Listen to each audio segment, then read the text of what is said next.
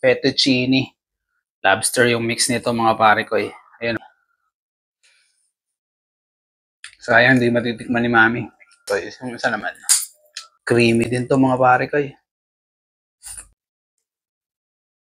Yo, what's up, pura-pura mga pare ko, at niluto ko na nga yung lobster mga pare ko. At ayan, binaklas ko na yung laman ng ibang mga lobster. Nagtira ako ng 3 piraso para sa ibang variety. Naglaga na rin ako ng veggies mga pare ko, at yun yung gagawin kong sabaw. Nagsaute na rin ako dito ng garlic mga pare ko, at ginawa kong golden brown. At inilagay natin sa ibabaw mga pare ko. Pagkatapos nating ilagay ay iinitin natin yan sa kawali mga pare ko ng konting minuto. Nagluto na rin ako ng noodles mga pare ko at nagsaute na ulit ako ng garlic at saka sibuyas mga pare ko. Nilagay ko na rin yung lobster meat.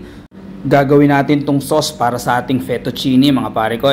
Naglagay na rin ako ng celery at saka parsley para magkaroon ng aroma yung sauce natin. Pagkatapos ay nilagay na natin yung fettuccine natin na naka-ready at hinalo-halo natin mga pare. Mga ilang minuto lang mga pare ko ay ready na yan mga pare ko. At pagkatapos nyan ay nag-blend na ako ng veggies natin na niluto natin. Nagsaute ulit ako ng garlic dito mga pare ko at nilagyan ko ng konting tomato paste. Ito naman yung gagawin nating sabaw mga pare ko or soup.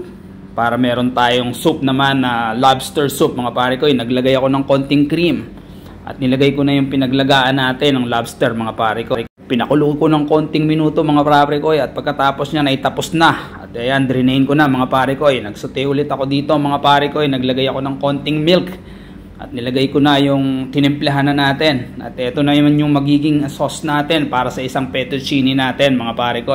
At ayan na mga pare ko, sobrang sarap na. Let's go! What's up, urap-urap!